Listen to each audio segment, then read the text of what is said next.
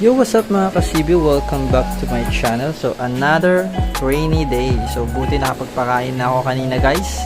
Kaninang umaga ng ating mga BBS. So, napakain na natin yung mga full gold.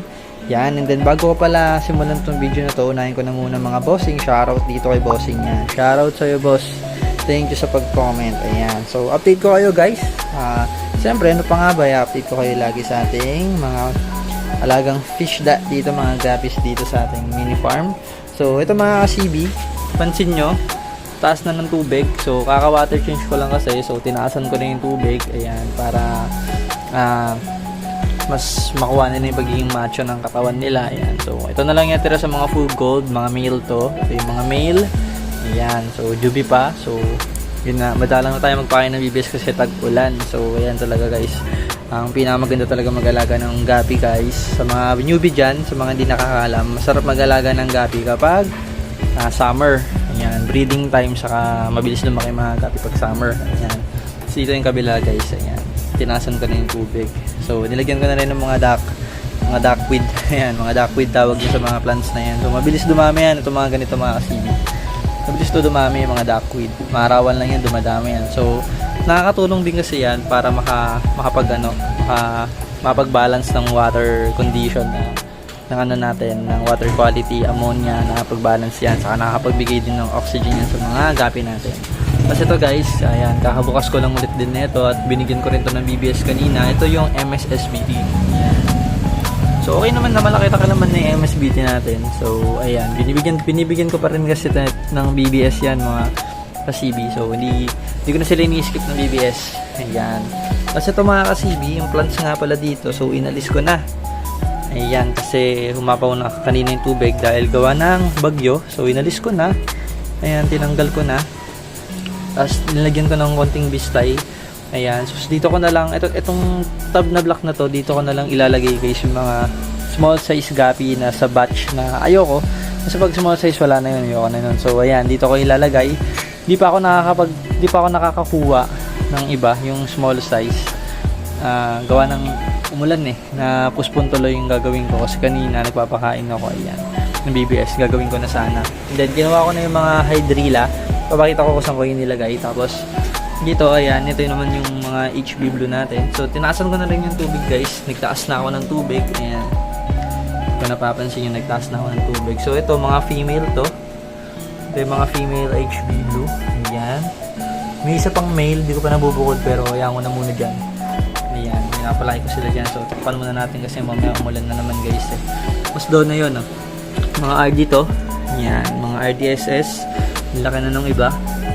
Tapos yung hiwalay ko yung dyan, yung maliliit. Hanapan ko ng lagayan. Tapos dito, ito talaga mabibilis na lumaki ito mga ka-CB. Nakakatawa, ang bilis lumaki. Ayan. Bilis lumaki, diba? Ayan. So, ang dami pa nila dyan. So, taasan ko rin ng tubig dyan bukas siguro. Mga ka-CB lagyan ko. Taasan ko na rin. So, ayan, nag-water change kasi ako mga ka-CB. Kaya ako napapansin nyo, malinis yung mga tank. So, nag-water change ako. And then ito, tinaasan ko na rin ng mga ganito kataas na tubig. Siguro mga 2 inch. Ayan, nilagyan ko na rin dinitigan ko na rin ng tubig. Gawa na ngayon. Lumalaki naman na sila, hindi naman na sila mukhang fry. So, kukunin ko na yung bulto ng body. Ayan. Nakuha na natin yung length. So, kukunin natin yung bulto ng body. Kasi ito, ayan dito ko na talaga ito nilagay. So, laki na rin ng second batch ng HB Blue natin. Kasi ito, inayos ko na ulit itong tank na to, ay yung tub na to, and malinis na ulit. So nilagyan ko ng pinagpalitan ng konting tubig, so nilagyan ko ng bago para cycle na agad. Tapos doon ko nilagay yung 4 na HB Blue, male yan mga male yan So nilagay ko dyan, ayan. Tapos dito naman kasi sa mga breeder natin, dito may yung fry pala dito ng bluegrass natin mga kasibi. Yung fry ng bluegrass, yan yung fry mismo niyan, yan female na yan. Ano na lang, nakita ko ang buhay dyan is 4 na lang. So yung 3 wala, namatay mga kasibi, hindi ko alam kung bakit. Nalusaw yung isa, yung 2 nakita ko nakahilata. So namatay. So kinuha ko, nilagay ko na lang dito. Sinama ko dito sa mga HB Blue, gawa ng magkakasingliit pa lang naman sila. So para madami rin sila dito, ayan. So nalo ko dito. Ayan, 4. So So, makikita ko naman kung sino yun, kung sino sila doon pag medyo lumaki-laki na. Tapos dito may nakuha din akong patay na isa dito na HB Blue. So, yun, may mga namamatay talaga guys. Sa mga ganito, kadit mga kasibi na fry pa, hindi pa totally yan, hindi pa yan makakasurvive. Kahit ngayon mga ganun kalaki, hindi pa nagso-survive. Hindi pa kaya talagang hindi talaga sure ball na lahat yun buhay. So, may namamatay talaga. Tapos, dito naman kasibi ito, yan, sinama ko tong female, male to, magkasama talaga to. So, ongoing breeding tong dalawang to. Ayan, nangahabol yung male. Masipag naman humabol to si male natin. Yan, tapos ito dark pa din yung gravid nito. So, iniwalay ko siya talaga dito, nilagay ko ulit. Tapos, ito naman yung natin mga kasibigan, natikuan natin to. Full gold. Yan. So, maganda kasi siya, molting talaga yung pag yung female na to, gold talaga. Ayan. So, hintay tayo ng lalaki at bigyan ko ng lalaki yan sa mga pinapalaki kong grow out din na full gold at ayan. Bangga natin dito. So, ayan, nalagaan natin to maigi para hindi madali. Ayan, mga kasibi. Tapos yung mga hydrilla pala, mga kasibi. So, ayun na, ginawa ko ng ganun yung hydrilla. So, ayan, may mga ugat yan eh. So, diyan ko nilagay. Gumawa ko ng ganyan. Nilagay ko ng bistay, nilagay ko dyan. So, ito kasi may ilaw tayo dito, may LED tayo, malakas to, umiinit to eh. So, yan, tinatapat ko dyan. So, para mabuhay. At tinasan ko na rin yung tubig, konti. Yan, tinasan ko lang naman ng konti, mga kasibi. Yan, para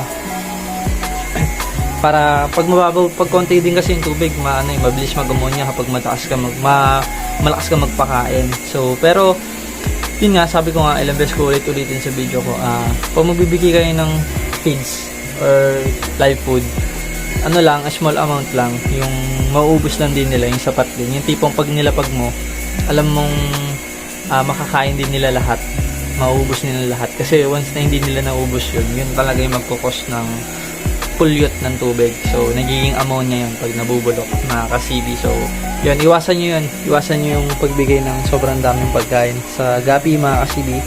Yan, yun yung mga talagang binibigay na tip ng mga nag-aalaga ng gapi. Yung mga matatagal na. So, sa live food kasi nauubos talaga nila. Pero pag sumobra din, din talaga yun. Makakapulyot din talaga ng mga tubig ng kasibi. Tapos, ayan mga kasibi. Ayan.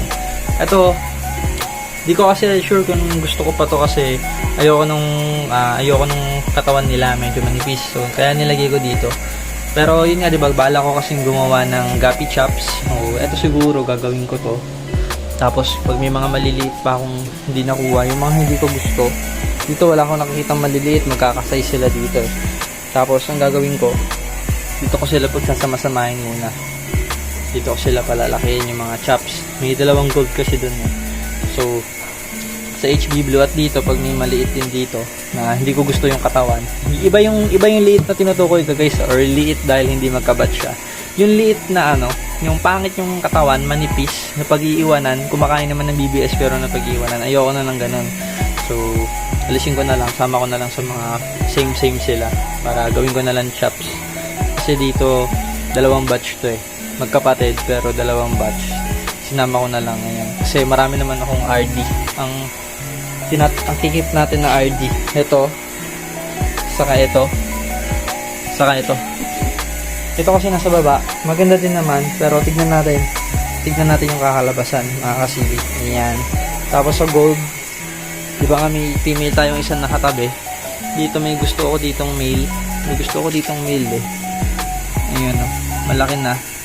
Yun na, dominant siya. Ayun. Gold na yung ears niya. Gold na yung ears na ito. So, yun. Yung gold ears na yun, na male na yan, yan yung kukunin ko siguro. Kasi yung iba, ayan, yung ilan dito, maliit pa. Ayan. Tinasok ko na rin yung tubig para malalim yung langoyan nila at pag mas malaki kasi ang kulungan talaga ng gapi guys, ang lagayan ng gapi natin, mas mabilis lumaki, tapos lalo nilalive food pa. So, bilis talaga lumaki.